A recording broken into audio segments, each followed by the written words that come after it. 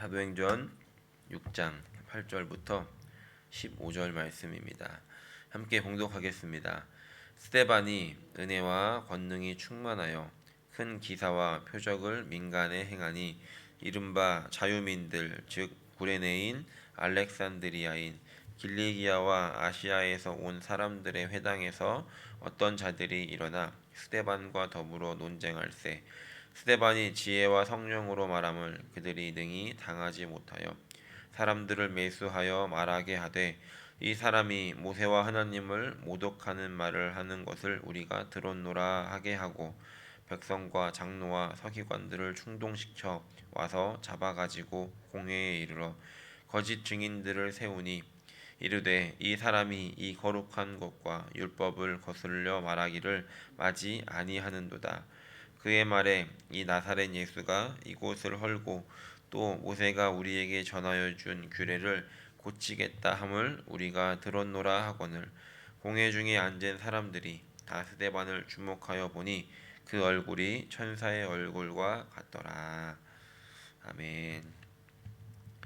지난 시간 우리는 이 6장 1절부터 7절 말씀을 살펴보면서 이 교회의 초기 공동체가 7명의 리더들을 세웠다는 것을 살펴보았습니다. 이들은 상대적으로 소수였던 헬라파에 속한 유대인들이었습니다. 그리고 그 7명의 리더 중에 가장 먼저 이름이 기록된 스데반의 이야기가 오늘 기록되어 있습니다. 아시다시피 교회가 세워진 후에 하나님께서 받으신 첫 번째 순교자가 바로 이 스데반이었습니다. 오늘 기록된 이 말씀은 스데반이 어떤 이유로 공회에 잡혀가 순교에 이르게 되었는지 그 배경을 설명해 주고 있습니다. 오늘은 이 말씀을 살펴보면서 간단하게 몇 가지를 생각해 보고 은혜를 나누는 시간이 되기를 소원합니다. 먼저 8절 말씀에 이렇게 시작합니다. 스데반이 은혜와 권능이 충만하여 큰 기사와 표적을 민간에 행하니. 사실 스데반은 이미 성령과 지혜가 충만했던 사람이었습니다. 우리가 지난 시간에 보았던 것처럼 7명의 리더를 세울 때의 조건이 성령과 지혜가 충만하고 칭찬받는 사람이었기 때문에 이미 스데반은 그런 조건에 부합하는 사람이었습니다. 그런데 이제 사도들의 기도로 공식적으로 리더로 세워졌던 스데반은 더 큰 권능으로 사역을 감당하게 되는 것을 우리가 보게 됩니다. 여기서도 우리가 알 수 있는 것이 그 12명의 사도들이 그 7명의 리더를 세울 때 단순히 어떤 음식을 나누어 주고 분배를 하기 위해서 7명을 선택한 것이 아니었다는 것입니다. 이들은 헬라파 유대인들의 이 그룹을 위해서 세운 리더들이었고 어찌 보면 이 히브리파 사람들, 보수적이고 또 갇혀있던 자신들만 알았던 이 히브리파 사람들하고는 조금 달랐던 조금 더 열려있던 이 헬라파 사람들의 리더였다는 것입니다. 이 헬라파 사람들은 주로 사용하는 언어들이 그 당시에 공통어였던 헬라어를 또 편하게 사용했던 사람들이었고 또 그 문화 안에서 교육을 받았던 사람들이었기 때문에 어떤 것들을 보는 관점이나 생각 체계들 이런 것들이 많이 달랐다는 것입니다.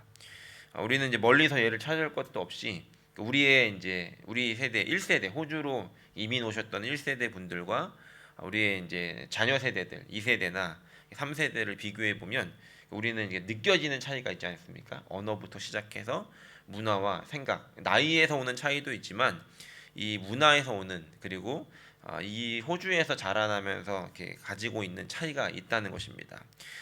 요 딱 느낌이 헬라파와 히브리파에 있었던 느낌이라는 것이죠.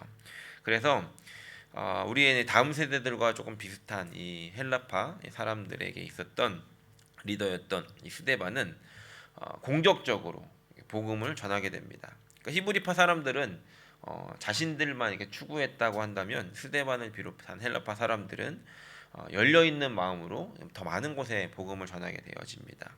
그래서 9절 말씀을 보면 자유민들 구레네인 알렉산드리아인 길리기아인 아시아에서 온 사람들의 회당에서 어떤 자들이 일어나 스데반과 더불어 논쟁했다라고 합니다.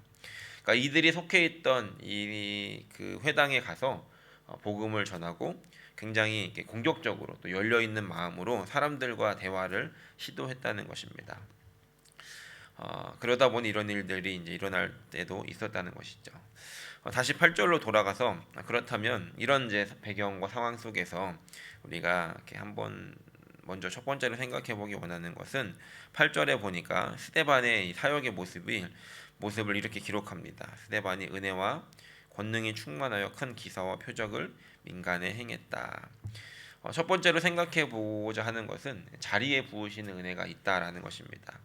스데반은 원래 뛰어난 사람이었지만 공식적으로 리더의 자리에 세워지고 나니까 이제 그를 통해서 큰 기사와 표적이 사람들에게 나타나게 되었다는 겁니다. 그러니까 이전까지는 이런 이제 표적과 기사와 이런 그 권능들이 사도들에게 국한되어 있던 것이었는데 이 사도들이 안수를 통해서 이 리더를 세웠고 그들에게 부여진 그 부여받게 된 이 권위로 인해서 이제 이 리더들도 그런 일들이 일어나게 되었다는 것이죠. 리더의 자리에 하나님께서 세워 주셨기 때문에 그 자리에 하나님이 부으셨던 은혜와 권능이 있었다는 것입니다. 우리의 속담에 자리가 사람을 만든다는 이야기가 있습니다. 그러니까 그 자리에 가게 되면 원래 그 정도의 능력이 없는 사람이었음에도 그 자리에서 어떤 일들을 잘 감당하게 되더라는 것입니다.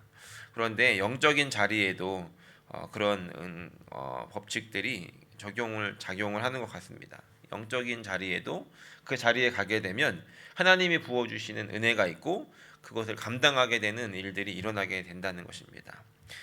이것은 뭐 꼭 사역자의 자리만이 아니라 하나님께서 맡겨주신 그 자리에서 하나님은 감당할 수 있는 은혜를 부어주시고 또 그곳에서 특별한 은혜들을 부어주시더라는 겁니다. 그래서 직분자로 세우셨다면 그 직분에 맞게 또 어떤 교사의 자리로 세우셨다면 그 역할에 맞게 또 봉사자의 자리에 부르셨다면 그 역할에 맞게 하나님께서는 감당할 수 있도록 은혜를 부어 주시더라는 겁니다.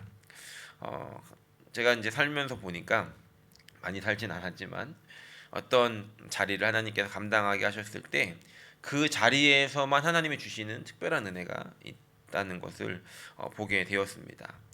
어떤 분들은 어떤 일들을 맡기게 되었을 때 어떤 일들을 이렇게 좀 이렇게 추천해 드렸을 때 제가 그걸 어떻게 해요라고 겸손하게 말씀을 하시기도 합니다. 맞는 말일 수 있습니다. 하실 수 없을 수 있지만 내가 할 수 있어서가 아니라 내 능력이 있어서가 아니라 그 자리에 하나님께서 부으시는 은혜가 있기 때문에 하나님께서 힘을 주시고 또 은혜를 주셔서 감당할 수 있는 것이고 또 그 과정에서 하나님의 더 큰 은혜를 경험하게 되면서 우리는 그 자리에 맞게 하나님이 세우시고 또 자리에 맞게 하나님께서 감당할 수 있게 하시더라는 것입니다. 물론 어떤 자리에 세워진다라고 하는 것은 때로는 책임을 져야 되고 또 더 많은 희생을 요구하고 헌신을 각오해야 되는 일일 수 있습니다. 하지만 그곳에서 부으시는 더 큰 은혜가 있기 때문에 우리는 능히 감당할 수 있더라는 것입니다. 마침 어제 광고가 나갔는데 성년행전학교가 이제 시작이 됩니다. 2019년 이후로 4년 만에 열리는 성년행전학교인데 이번 주일부터 이제 봉사자 모집을 하게 됩니다. 와본 사람만 압니다.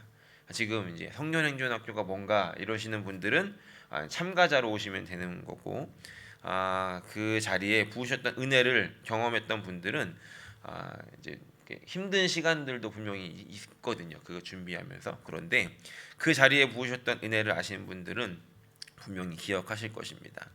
하나님의 은혜를 사모하는 그 자리, 그리고 그 자리에 갔을 때 하나님이 부으시는 은혜, 우리가 이것들을 경험하면서 살아갈 수 있는 그런 저 여러분들이 되시기를 예수님의 이름으로 간절히 축원합니다.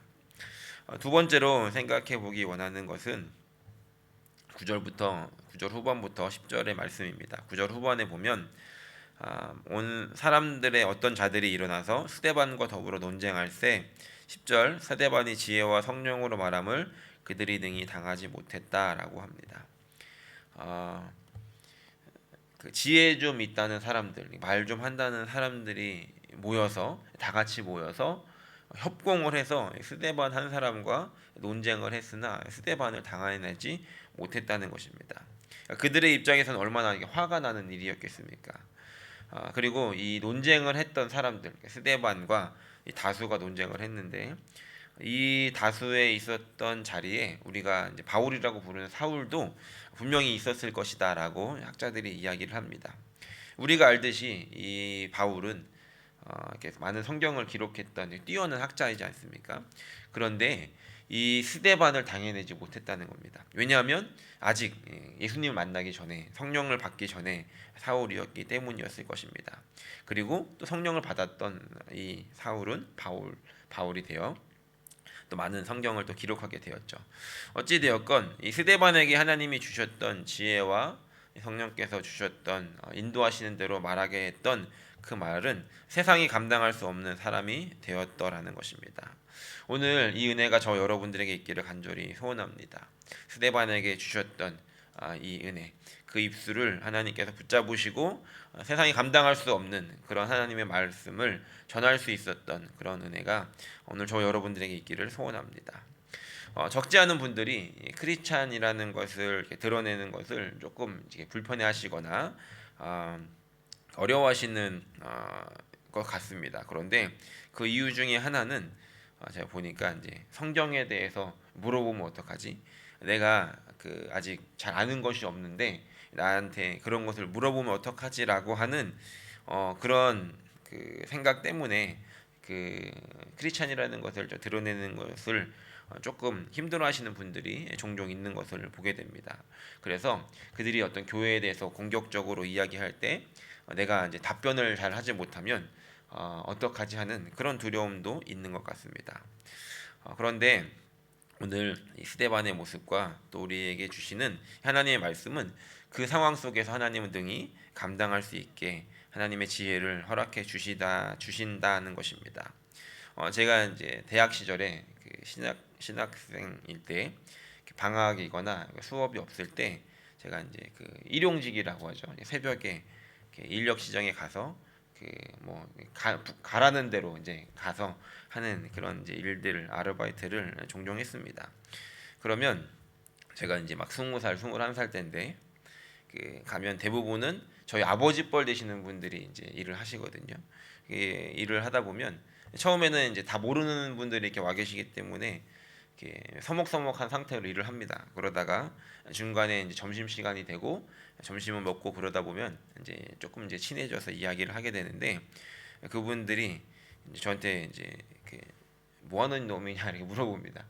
시퍼렇게 젊은 이제 막 20살이 넘은 친구가 와서 일을 하고 있으니까 그러면 이제 그때부터 정체가 드러납니다. 저는 이제 대학생이라고 그러면 무슨 공부하냐고 물어보죠. 신학을 공부한다고 그러면 교회를 조금 가보신 분들은 그러면 이제 그게 뭐 목사 되는 거냐 이렇게 이야기를 하시고 교회를 전혀 모르시는 분들은 그게 또 뭐 하는 거냐 이렇게 물어봅니다.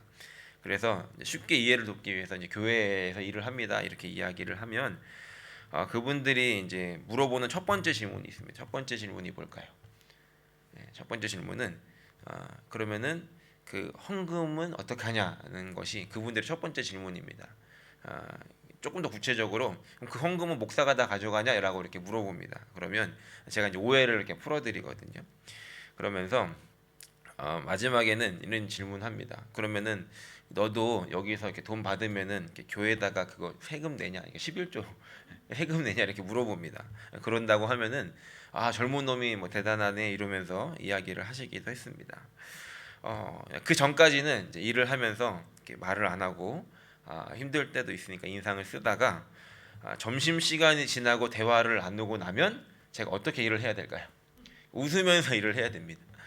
이제 물도 떠드리고 부르면은 이제 빠릿빠릿하게 움직이고 그런데 그때 중간 중간에 그분들이 이제 여러 가지를 물어보셨는데 뭐 이제 막 신학생이 됐으니까 아는 것도 별로 없었을 때인데 그분들이 때로는 어떤 이제 진지한 것들을 물어보게 되었을 때 그 전까지 하나님께서 이렇게 주셨던 말씀, 잊어버리고 있었던 말씀들을 생각나게 하셔서 그분들에게 대답했던 그런 기억들이 있습니다.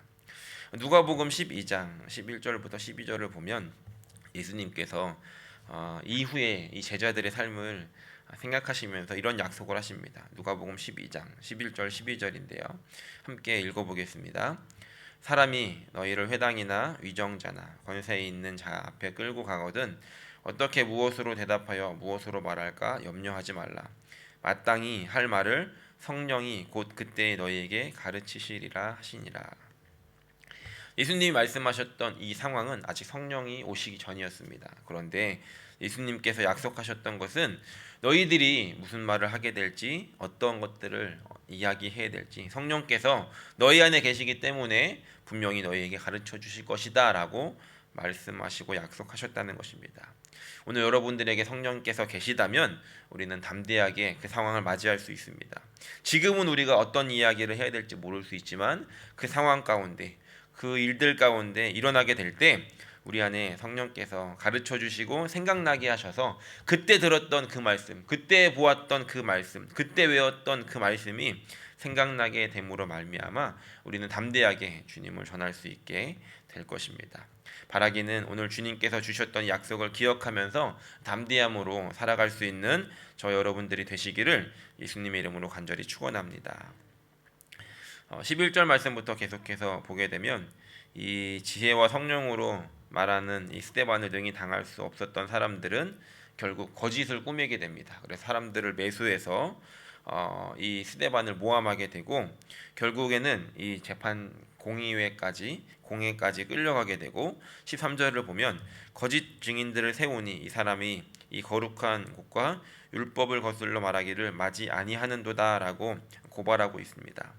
이들이 거짓으로 꾸며냈던 이야기는 거룩한 곳, 이 성전과 그리고 율법에 대해서 거짓으로 이야기했다, 이상한 이야기를 했다라고 거짓 증인들을 세우게 되었다는 것이죠. 이 공의에 있었던 사람들은 이 성전에 굉장히 민감했고 율법에 대해서 민감했던 사람들이었는데 이것을 들고 스데반을 고발했다는 것입니다. 이런 고발하는 와중에 놀라운 일이 일어나는데 15절 말씀을 보니까 공회 중에 앉은 사람들이 다 스데반을 주목하여 보니 그 얼굴이 천사의 얼굴과 같더라라고 기록합니다.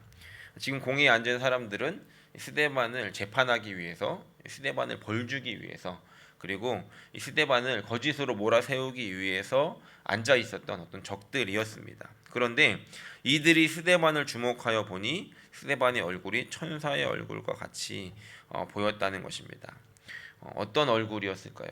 갑자기 쌍꺼풀이 생기고 그랬을까요? 그러지 않았을 것입니다. 하나님의 천사가 스데반과 같이 있는 이런 모습이었고 어떤 세상을 초월한 존재의 모습으로 보였다는 것입니다. 중요한 것은 이 예수를 대항했던, 스데반을 대항했던 사람들에게 그렇게 보여줬다는 것입니다. 그러니까 교회 안에 있을 때 성도들에게 그렇게 보여진 것이 아니라 그를 죽이려 했던 사람들에게도 이렇게 보여줬다는 것입니다.